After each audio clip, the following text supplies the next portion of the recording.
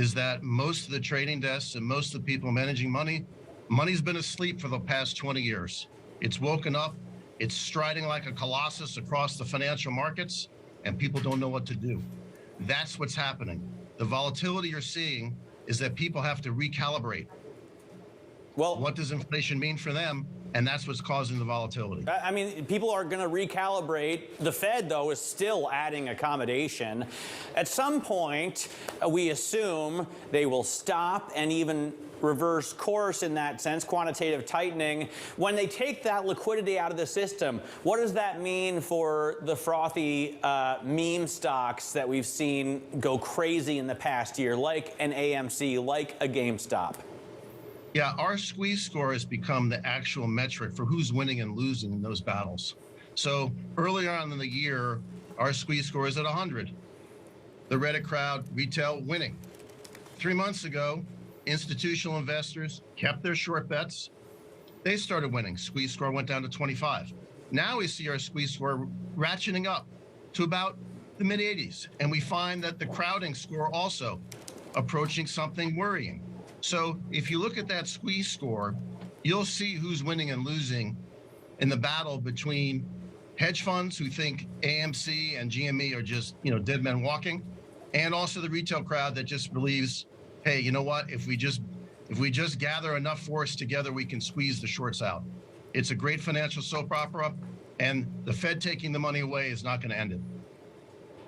And Bob, what's good, YouTube? It's your boy Be Easy, and man, listen, yeah, we are back with another fire, fresh off the press, scorching hot, banging banger video, guys. Because whether the price is up or down, we keep a mound to pitch from. But before we get into everything else, man, we got to take time out to realize how important family is. And, some people get caught up in the DD overload. So that's why I tell you guys I don't upload every day. Because, family is first at some points. And, of course, it's Valentine's Day today. So, I want to shout out to my loved one. You know who you are. But anyways, let's get right into this video, guys. And I don't want to take too much of your time. We had the Super Bowl. We had a lot of events going on. But let's jump right into this video here.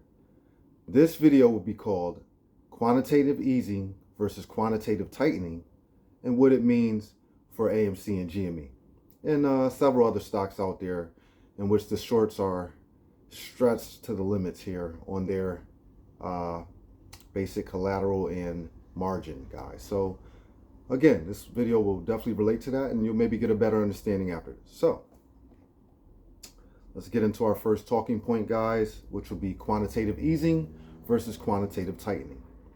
So the way I look at it, guys, the quantitative easing came in obviously due to the pandemic, in which the government, along with several other entities, were able to generally help the economy by stimulating the economy with Fed printers of the monies, money printer go burr, basically. So what that did was alleviate some of the stress due to the fact that we weren't able to go out and produce. So, they had to accommodate. So with that said, the quantitative easing in my mind is like, for example, for the GameStop guys, if you're playing the video game on level 1, all right? And guess who's the main boss, guys? It's not who you think. The main boss is actually retail in this situation. So we would particularly be the antagonist for my AMC people. So imagine fighting the boss on level 1 with quantitative easing. And then when you get to level 100, which would be quantitative tightening, you would have to then fight the retail, in this case level 100, without all of your 0% interest rates, your negative interest rates percentage, in which you're actually probably gaining money for holding a certain asset or security or any type of collateral for that matter. So that's what quantitative easing did. And again, that some of that money did go to the retail public, as well as a lot of, or the majority of the money went to the bigger institutions, funds, asset management companies, things of that nature, in order to alleviate the pressures of pandemic. So let's get into our next talking point, which would be froth versus flat. So as you know, the market is pretty frothy in general, an overlook of it. Frothy being that, that froth that bubbles to the top, and there's described as mini bubbles, but in this case, the froth is any security trading above their intrinsic value. So in this case, they're saying that frothy meme stocks are trading above their intrinsic value, in which we're seeing their intrinsic value actually raised to the surface. So that froth that they speak of is kind of, it's leveling out. So there we go with that. So guys, this is a part of the game that, the hedgies fear would be our next talking point would be the 50 basis point hike in interest rates. So what happens is once they hike those interest rates on their collateral, that's not good for them, because they're not only just paying just the short. They're gonna have to pay the short. They're gonna have to pay to keep the collateral, and those interest rates keep going up. And with Mr. Jerome Powell here, was able to basically increase those interest rates and get rid of the stagflation that we're in, or help to basically hit the brakes on the money printer. Stop printing money at the moment. I'm not, giving financial advice to anyone, but that's what they're saying. I'm not saying this. These are the speculations and the fears of the adversaries. So with that said, that basis point hike, that interest rate hike, that's when we're going to start seeing the reversals. That's why, when I do my predictions, I don't just look at the charts. I look at a lot more data than that. So the 50 basis point hike interest rate. Yeah, that's going to be good in general to help us get an actual feel of where we are as an economy, instead of the froth that they speak of. So the next talking point, guys, the battle of infighting on the side of big money. And I put here about the monetary policy, which is supply, versus the demand, which is the fiscal policy. Now, monetary policy addresses interest rates and the supply of money in circulation, and it is generally managed by a central bank. Fiscal policy addresses taxation and government spending. So look at it as a short-term fix versus a long-term fix. Monetary policy refers to banks' activities that are directed toward influencing the quantity of money and credit in an economy.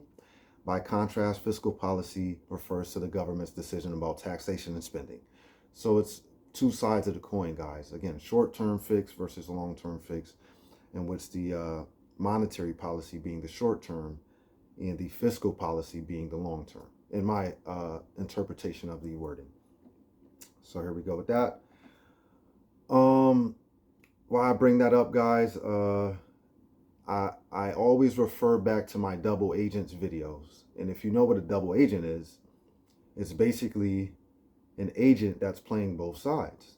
He looks at asset management, hedgies, yeah, we got your back. And then on the other hand, we got the SEC is like, yeah, we got your back in the hands of retail. So those are the two extremes playing out on both ends, in which I love irony. One of my favorite things in life, which is both extremes at the same time, or basically the opposite of what's expected. So yeah, something I'm very interested in. So we're going to talk about our next talking point here, which would be prices and wages display the actual supply and demand, which is why they're not providing the scary truth about inflation, is what I put here. So as we know, the inflation rate, I believe, is at around 7% at the moment.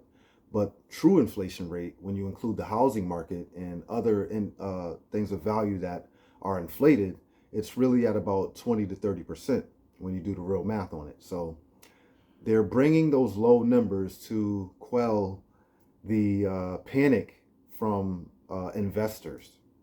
And as we see, the panic still set in. Another quick thought, what happened to the SEC's rule filings about the market crash, and we're going to be taking securities and putting them into the federals and to, prevent the markets from crashing? But as we see, there's the market correction / crash / reset is upon us. I don't know why they're avoiding the realities on that. I mean, you probably, your guess is probably as good as mine as to why they're doing that. And again, we're going to revert back to our double agents theory. Allegedly, all of these things I'm saying are alleged. And again, it takes a bit of deep diving, to delve a little deeper into the material that we have here, guys, because, they're not going to expose all of the information that they have until they're ready to implement plan B in their case. You know what I'm saying? So like, it's basically to stay a step ahead of us. They give us those numbers. Okay, everything's fine. They're a step ahead. They're making their next move while we're still on this last move of the 7% interest rate. Inflation rate. So that's all. That's what that's all about. So we're looking at our time frames here, guys. As you know, on this channel, we have the April date of the squeeze being the reason being, if they were able to basically use short-term capital gains taxes, which again is I believe it's 30%, 34%, short-term, 37%, I think, something around that range, so where it's basically double, which is 20% for long-term. So if you go long-term, you're paying 20% taxes of your money, of your earnings.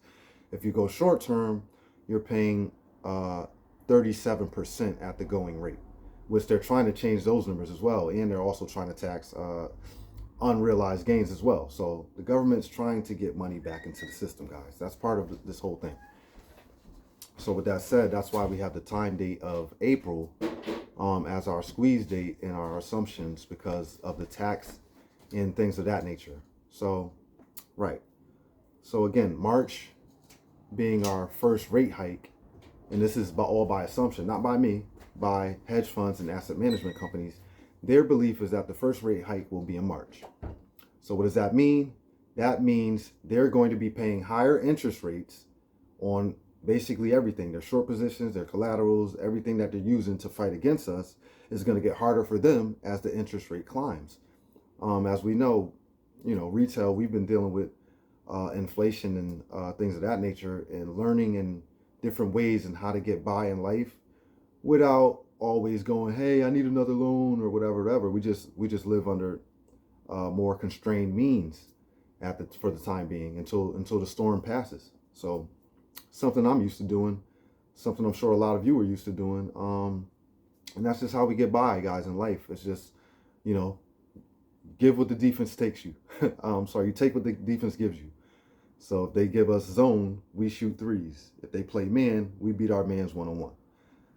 So let me try to put like a encapsulation on this whole thought process. Again, this is the quantitative easing and quantitative tightening. Now, why stall?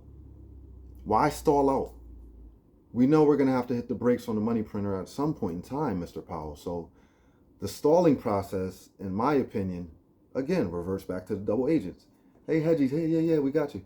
Hey, retail, yeah, we're looking out for your best interests, which Mr. Gary Gensler said is his centralized focus of the new regime, or of him becoming the chair of the SEC, guys. His implementation into the SEC was due to a core focus on how to implement retail and how to get a more fairer market than is now. Not fair, but a more fairer market. Not to say it's going to be completely fair, as we have the disclosure of shorts being fought. We have the member of the SEC, of the one of 5 members who voted no on the passing of the new rule filing of the disclosure of shorts. So again, there's, we know Mr. Griffin had paid about a $28 million in government funding last year in order to fundraisers, things of that nature, and just donations, in order to probably have people that are going to see things his way, allegedly. So that's part of it. And again, we have March as our first rate hike. Refer back to double agents. Mohammed El-Arian is another guy I want to discuss here on this video.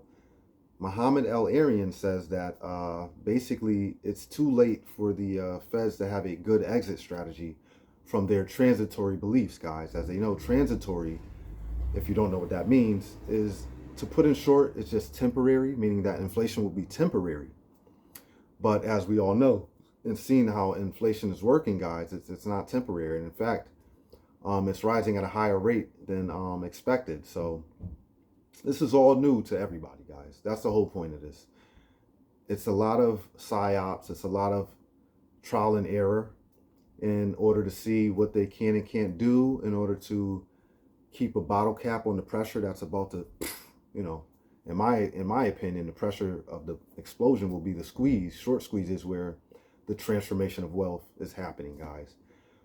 Again, revert back to the psychology of the market. When they have disbelief as the beginning stages of basically the transfer of wealth. So I believe we're in that process, guys, in the psychology of the market, as well as we're in the process of trying to hit the brakes on the money printer without, you know, things going all crazy and things like that. So it's just a lot that I'm watching, guys, besides the DD as far as the charting and things of that nature, which is my strength. As you guys know, I'm a machine operator. So dealing with numbers and predictions is something I like to do. As if you guys been keeping watch on this channel, we are way ahead of the curve. As when we release information, it's usually other YouTubers that are coming out afterwards and addressing this. Even though this is all talking points that we all knew about, I feel like my timing has been great on, you know, just having a feel on the community and having a feel on the opposition or the ops and how they feel at the time. And trust me, guys, they're sweating. A lot of the videos I've been watching, yeah, the hedgies are sweating, man. They're nervous. They don't know what to do, as none of us do. But we know the way, guys. I personally buy and hodl. Not financial advice, but this is the way. I got all day. I got lots of time. I filled out my beneficiary. So, you know, I'm willing to wait this thing out, guys. As long as it takes, whatever it takes. We want transparency in the market. We want a more fairer market. And we want a market where there's not just two entities, basically the systematic internalizers. You know, those two. Not even going to say it, but guys, there's only two guys, market makers, that are basically trying to keep this thing in their grasp. We need a fairer market to where everyone has an equal opportunity to invest and grow and become a better version of ourselves. Last thing I want to address on this video, guys, I don't know if that was too, you know, choppy or anything like that, but I'm trying to break it down. It's a lot of complex information in which I'm trying to simplify for you guys. Last thing I want to address, I don't address the GME crowd as much, but I'm very excited about the Loop Ring and what they've been doing, as I've read up recently, and what they're doing with that is basically the NFTs and what that allows for GameStop to be the NFT marketplace, to where GameStop will be in charge of skin swaps, playing video games. Let's say you're playing Grand Theft Auto. You got a car, your buddy's got a car. You want to swap out. How do you do that, guys? NFTs. So imagine playing Call of Duty or Apex or something like that, and where you're able to swap your skin, legendary skin, for another legendary skin, or epics for epics, or whatever. That's going to be amazing. That's basically a game breaker, and that's something that should get you guys excited about the fundamentals of our two favorite stocks. We all know this, guys. Retail is AMC and GME. So to go against those two stocks is un-American in my beliefs. We are the American people. This country was built on the backs of American people, not hedge funds. As we know, the hedge funds get their money from the American people. Make it make sense, guys. So that was quite a bit of confusing information. So please like and subscribe. Ask any comments in the any questions in the comment section down below. We're gonna get through this, guys, and we want the transparency. Let's go SEC, and let's go Mr. Powell. Let's do what we have to do. Let's make America great again. Let's keep investing. And as you guys know, I filled out my beneficiary. Stay tuned for more.